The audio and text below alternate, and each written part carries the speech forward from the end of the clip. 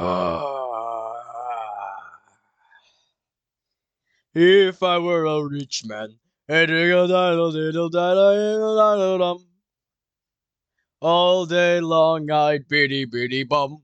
If I were a wealthy man. Oi!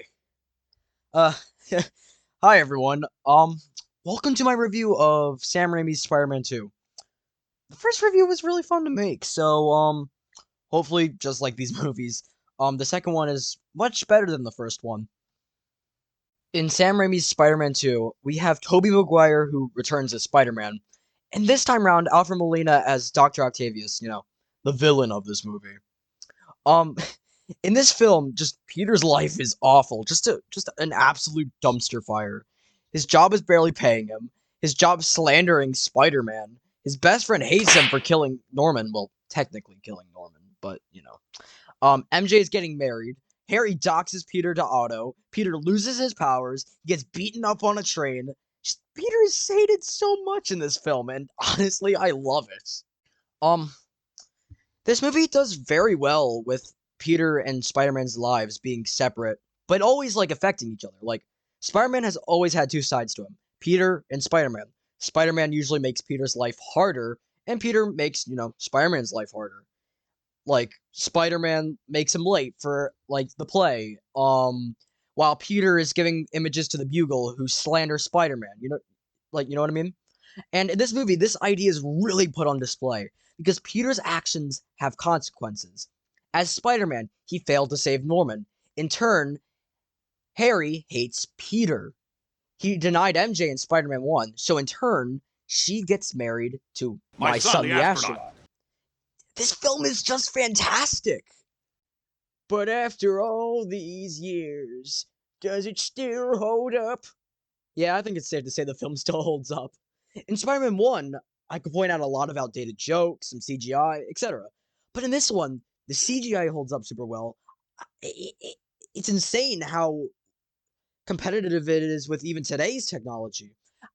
I think the visuals holding up has a lot to do with the practical effects. I went into it a little bit last video, but Sam Raimi took the practical effects to a whole new level in this film with Doc Ock's arms. Did you know that in most shots, these are real on-set arms that are puppeted? I didn't! The writing also holds up way better, and I think that is due to the fact that they got a bunch of new writers for this one, while still keeping the campy, goofy charm from the first one, but bringing more serious elements into it, which they did very well, which made it stay more timeless than the first one. A few things that I liked was, well, the suit. I talked about the suit in the first video, but in every Sam Raimi Spider-Man movie, the suit is altered a bit. Here the logo is bigger and more shiny. The eyes are definitely smaller and more pointed. The webs are a bit more silver, and the colors are a bit more darker. Like the reds and the blues are a bit darker, while having the silvers pop more. I think these are minor changes, but it looks fantastic, and I think it's the eyes that definitely will make it look a lot better than its Spider-Man 1 counterpart. J.K. Simmons is fantastic in this again, but a rival opponent has stepped into the ring.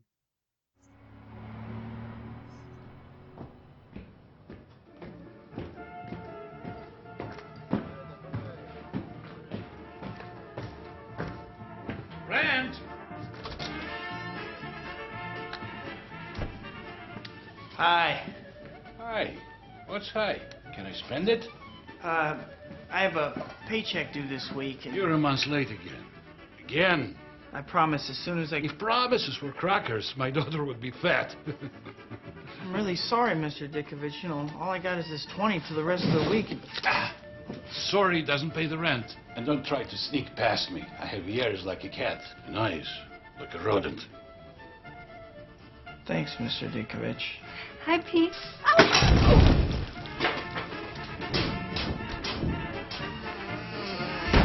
This guy is the most funny person in these movies. He just gives us so many famous lines such as "Rent" and "Where's my money?" That's an awful impression. Alfred Molina does a great job as Otto. He's just amazing here. He's funny, he's menacing, he's witty. He's the whole package. He just fits in this silly world amazingly, just as Willem Dafoe did 2 years prior.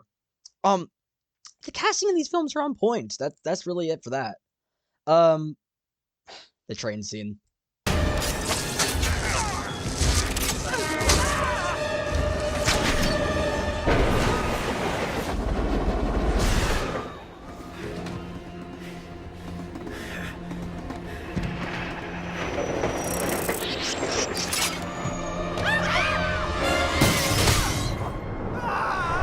Is there really much more to say about that scene? I mean, like, come on, that is the best scene in the movie.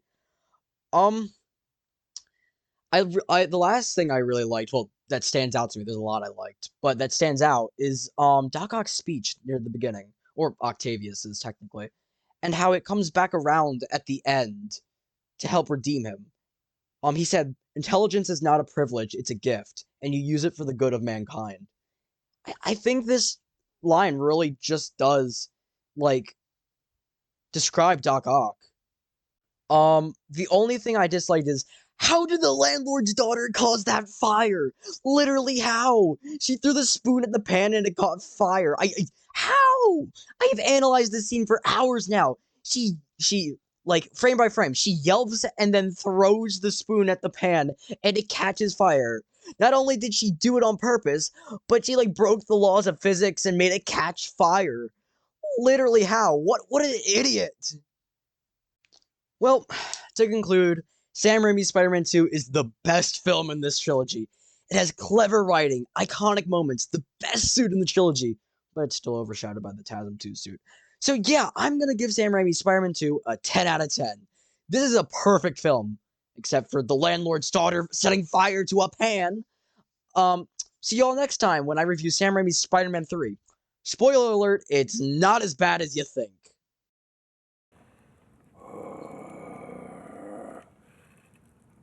If I were a rich man, all day long I'd biddy biddy bum. If I were a wealthy man,